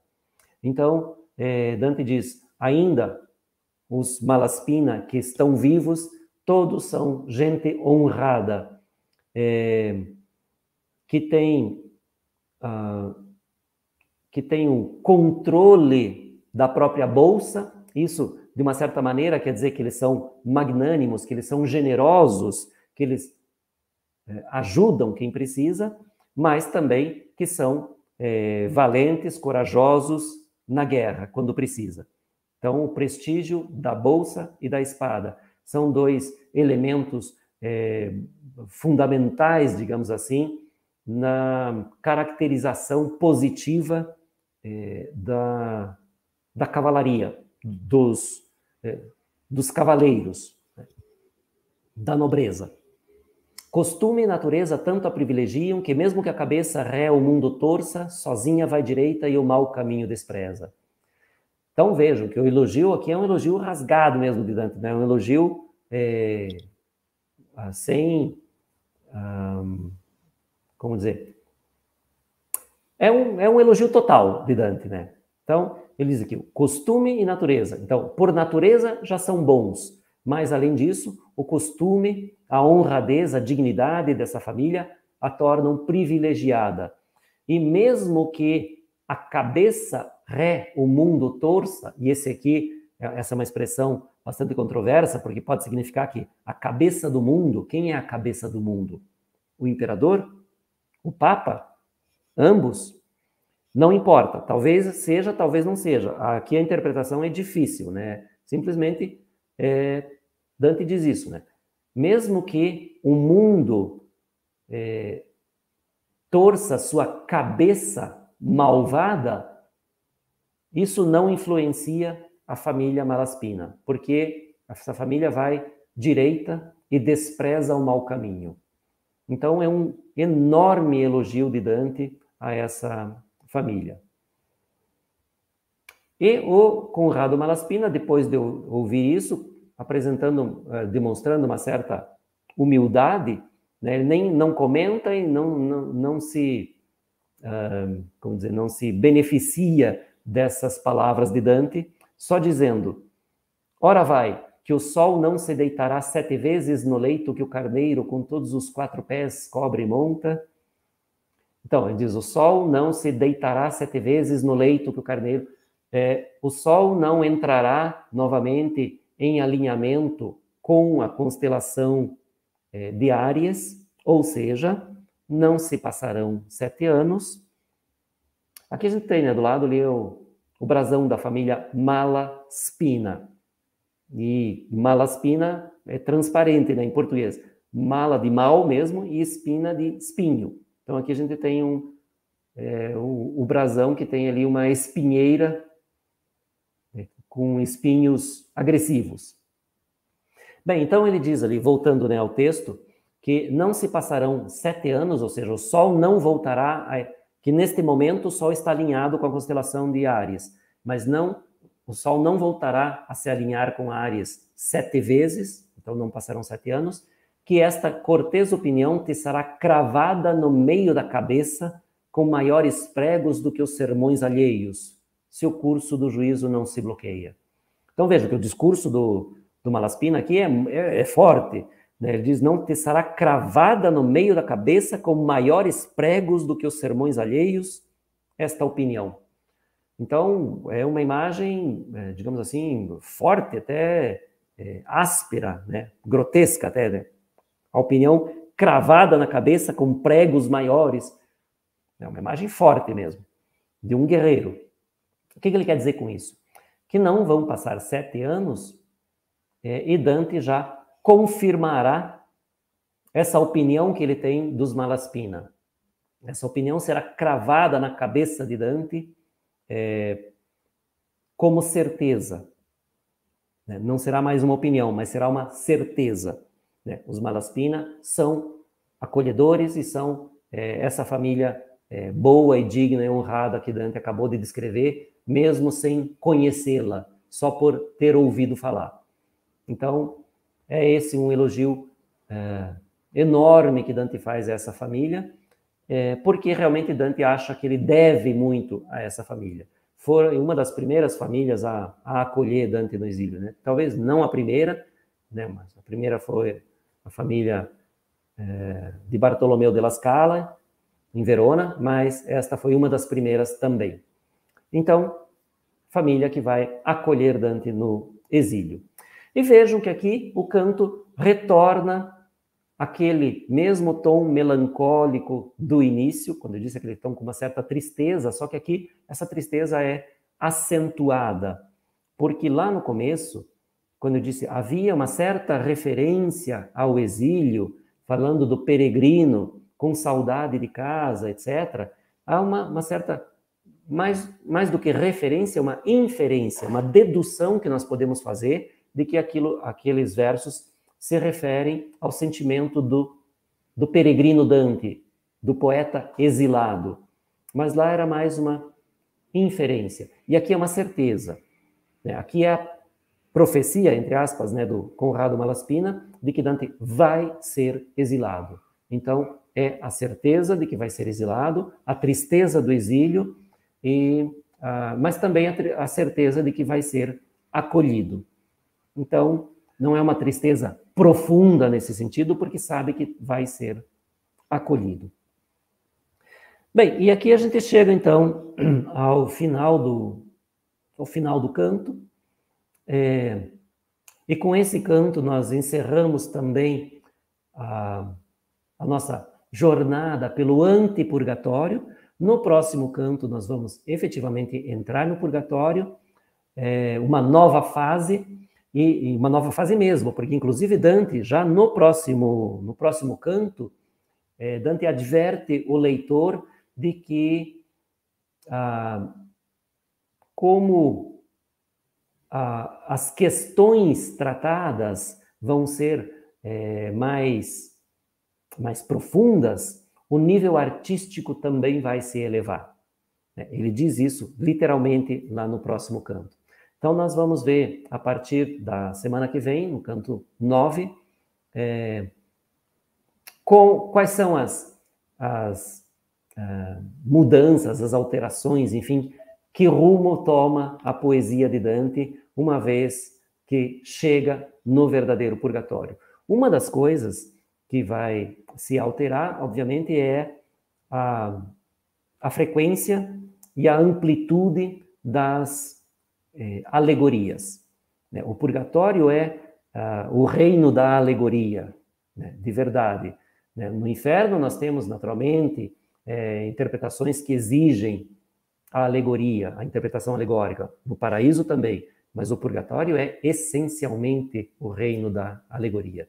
E nós vamos passar a ver isso no próximo canto. Então, muito obrigado pela presença, muito obrigado por nos seguirem fielmente e nos vemos na próxima semana. Esperemos que com um pouco menos de frio aqui em Curitiba. Então, boa semana, boas leituras e até semana que vem. Tchau, tchau.